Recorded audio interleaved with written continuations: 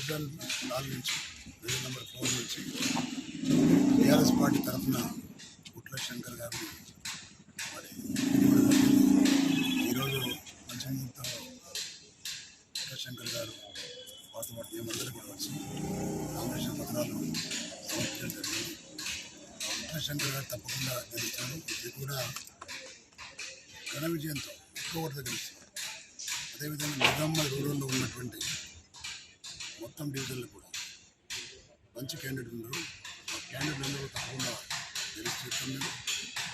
మరి TRS party అధికారం కోల్పోయిన తర్వాత ఈ రాష్ట్ర ప్రజలు మున్సిపాలిటీలో ఉన్నటువంటి వ్యక్తులు ఏ విధంగా బాధ అనుభవిస్తూ ఉన్నారో మీరు గమనిస్తూ ఉన్నారు. మున్సిపాలిటీలలో చెత్త ఊడడం కానీ వీధి దీపాలు కానీ వెలిగించే పరిస్థితి లేదు గవర్నమెంట్. అదేవిధంగా చాలామంది ఇబ్బందులు పడుతూ ఉన్నారు. దానికి ఎలాంటి శుభ్రత లేకుండా వీధి దీపాలు లేకుండా చాలా మున్సిపాలిటీలలో మరి ప్రజలు అవస్థపడుతూ ఉన్నారు. ఇవాళ మళ్ళీ నిజామాబాద్ కమిషన్లో కమిషనరేట్లో తప్పకుండా టీఆర్ఎస్ పార్టీ వేయడంగా ముగిస్తుందనే నమ్మకం నాకు ఉంది. నిజామాబాద్ టౌన్లో కూడా మంచి వాతావరణం ఉంది. టీఆర్ఎస్ పార్టీకి క్యాండిడేట్స్ కూడా ఇతర పార్టీ వాళ్ళ క్యాండిడేట్లు ఒత్తలేరు. వాళ్ళకు ఇతర పార్టీ వాళ్ళు నా క్యాండిడేట్కి వచ్చి దగ్గరికి వచ్చి బతిమాడుతూ ఉన్నారు. మరి వాళ్ళు తప్ప ఇంకెవరు లేరు. వాళ్ళకు మాకు ఒకళ్ళుగా అభ్యర్థులు వస్తూ ఉన్నారు.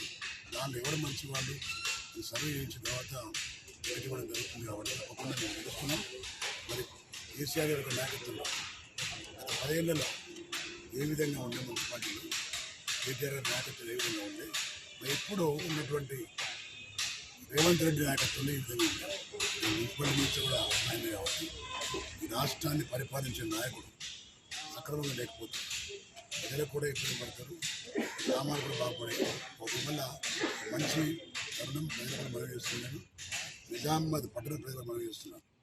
దయచేసి ఏ ప్రలోభాలకు నమ్మకుండా తప్పకుండా టీఆర్ఎస్ పార్టీ అభ్యర్థులను అత్యంత అధిక మెజారిటీతో మనం గెలిపించాలని మనవి చేస్తూ మా నిజామాబాద్ రోడ్లో వస్తుంది కాబట్టి డివిజన్ నెంబర్ 4 మేము ఇదే కాకుండా అన్ని డివిజన్లు గెలుస్తున్నామని తెలియజేస్తున్నాం.